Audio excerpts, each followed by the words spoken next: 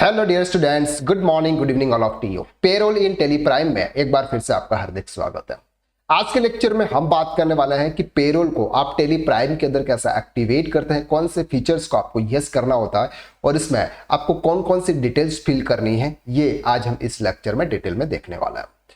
आप किसी भी कंपनी या किसी पार्टनरशिप फर्म या किसी इंडिविजुअल प्रोप्राइटरशिप फर्म की आप अकाउंटिंग कर रहे हैं और जिस कंपनी में आप मैन्युफैक्चरिंग या फिर आप ट्रेडिंग या फिर आप सर्विस डिपार्टमेंट की अकाउंटिंग कर रहे हैं, सेम कंपनी के अंदर आपको पेरोल को एक्टिवेट करना है। इसके लिए आपको सेपरेट कंपनी क्रिएट करने की जरूरत नहीं है, लेकिन हमने यहाँ पे एक सेपरेट कंपनी क्रिएट की है जिसका नाम है पेरोल मास्टरी कोर्स।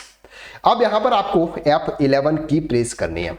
आपको F11 की प्रेस करनी है। जैसे ही आप F11 की प्रेस करते हैं, यहां पर आपको दिखता है सर पेरोल। पेरोल में मेंटेन पेरोल का ऑप्शन है। इस ऑप्शन को हमें क्या करना है, यस करना है। जैसे ही हम इस ऑप्शन को यस करेंगे, एक और ऑप्शन आएगा आपके पास में, इनेबल पेरोल स्टेटरी। इस ऑप्शन को आपको क्या करना है, यस करना है। जैसे ही हम इस ऑप्शन को यस करेंगे, यहां पर कुछ डिटेल्स फिल्स करने के ऑप्शंस आएंगे। सबसे पहला जो ऑप्शन है ये आता है सर प्रोविडेंट फंड। अब यहां पर हम समझने वाले हैं कि अगर आप किसी भी कंपनी में F11 की प्रेस करेंगे, ये वाले फीचर से ये नोट्स आपको मिल जाएंगे। अब आता है sir provident fund. Provident firm का जो एक कुछ कंपनी कोड होता है, वो कोड हमें यहाँ पर एंटर करना होता है। तो हमारे पास फॉर एग्जांपल ये कोड है, हम ये कोड एंटर कर लेते हैं KAFB।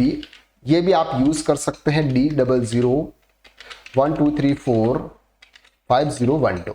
ठीक है, अकाउंट्स ग्रुप या सिक्योरिटी कोड आपके पास में होंगे, आप इंटर कर सकते हैं अगर आप PF के अंदर रजिस्टर्ड है तो। एम्प्लॉय स्टेट इंश्योरेंस का भी कोड होता है, तो हम यहाँ पर 12345/23457 ये डिटेल्स आती है। इसके बाद आपका जो ESI ब्रांच कौन सी है, तो हमारी ब्रांच है फॉर एग्जांपल इंदौर। और वर्किंग डेज कितने होते हैं ESI के लिए, 26 वर्किंग डेज होते हैं, तो आपको यहाँ पर 26 डेज एंटर करना है।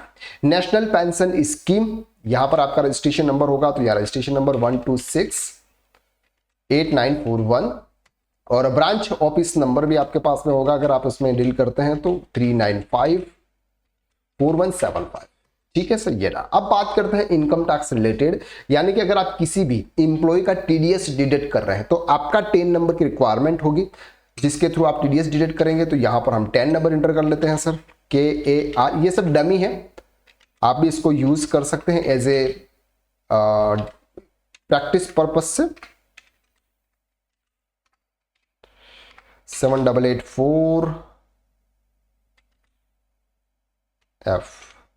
ठीक है, 10 रजिस्ट्रेशन नंबर आपके पास में आ जाएगा AL।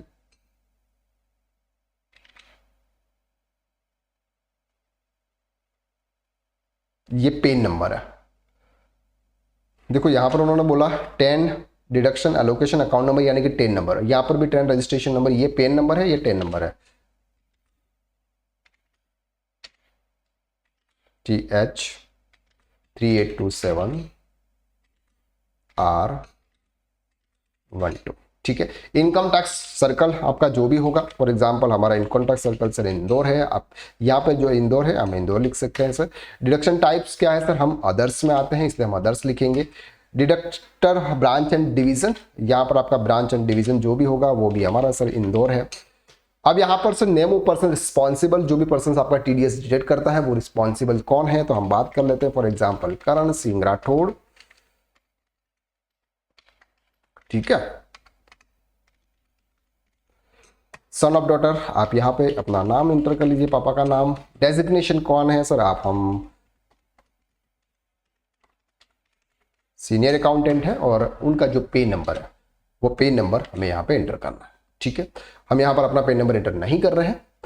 आपको आपका पे नंबर अगर है, आप जिस भी कंपनी की अकाउंटिंग कर रहे हैं, जो भी पर्सन जिसके लिए लायबल है, उसके यहाँ पर आपको डिटेल फिल करनी है। ठीक है सर, चलो तो अब यहाँ पर हमें क्या करना है, जैसे हमने ये डिटेल फिल कर दी, इसके बाद आपको क्या करना है सर, सिंपल ऑप्शंस को यस कर देना। हमने यहाँ पर एक्सेप्ट कर दिया।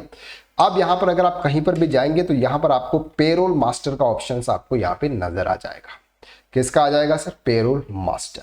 तो इस तरह से सबसे पहले आपको क्या करना है सर, कंपनी में पेरोल को एक्टिवेट करना है। पेरोल को एक्टिवेट करने के लिए किस रजिस्ट्रेशन नंबर की जरूरत होती है ये हमने देख लिया। जिस भी कंपनी की अगर आप प्रैक्टिकली पेरोल में काम करना चाह रहे हैं तो इनके ये सभी जितने भी रजिस्ट्रेशन नंबर है, इन सभी रजिस्ट्रेशन नंबर को आप एक जगह पे लिख लें और फिर आप यहाँ पे पोस्ट करते हैं।